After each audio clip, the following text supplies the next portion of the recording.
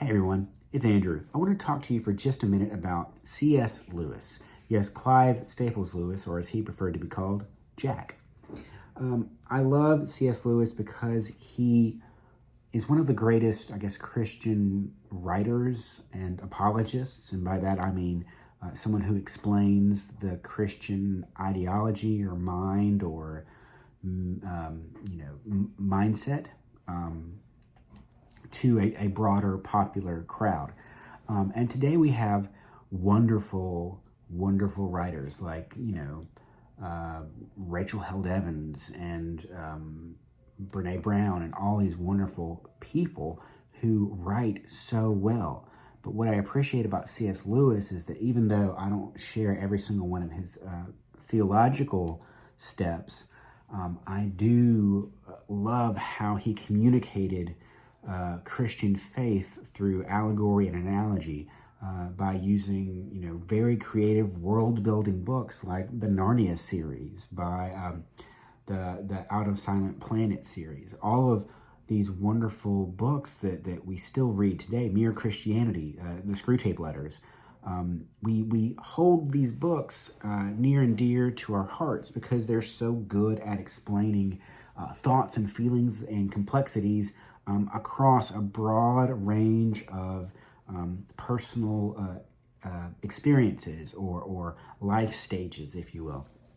And so when I was in college, I was really questioning the faith that I had been taught as a youth.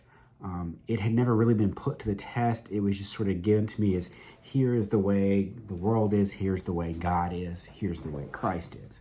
And so in college, I really questioned and put those assumptions really to the test because I went through that crucible experience and burned away a lot of the impurities of my young understanding. I was left hurt, but also kind of purified and tempered with a stronger faith that was my own, and I owned it. It was mine, and I had built that through my own experience. And that's what C.S. Lewis's works do, is they help you come to terms with your own faith in its weakness, but also celebrating it in its strength. And so here's a little bit of the Screwtape Letters, which was really helpful for me as a young college-age person. Now, to give you some background, the Screwtape Letters is a comic satire of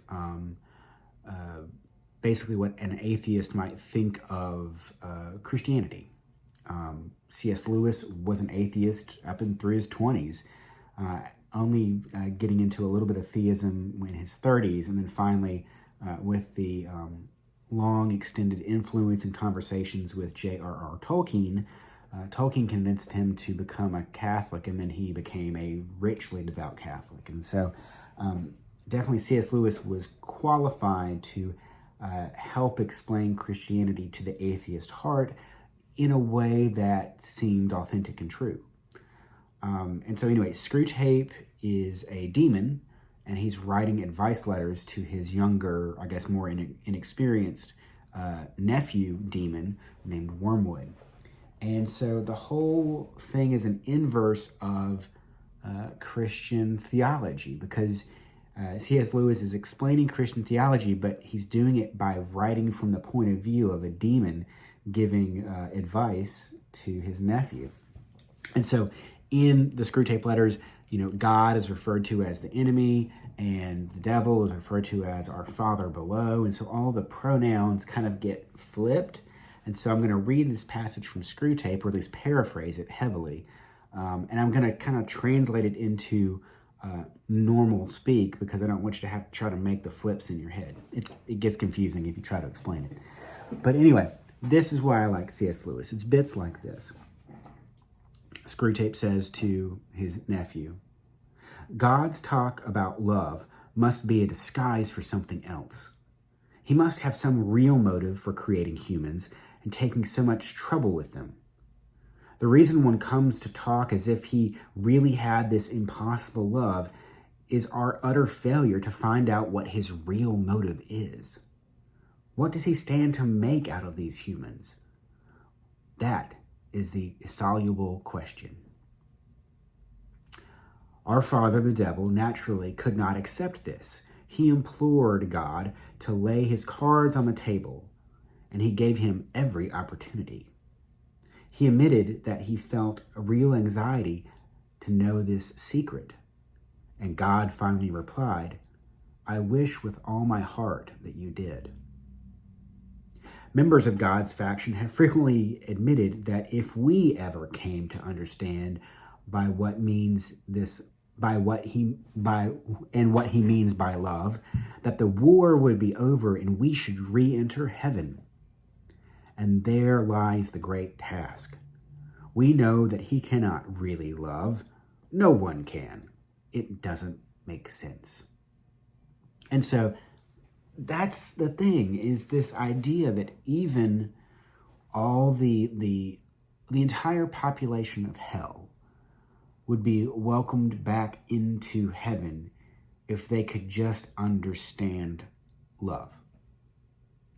And the only thing that's keeping them from heaven is their lack of understanding and acceptance of what love really is. That's mind-blowing, especially for me as a 20-something-year-old, that it wasn't just this is good and this is bad and this is the way it is and here's this dichotomy. It's no, here's a rich understanding of the grayscale that is in between all things, and things can be a both and.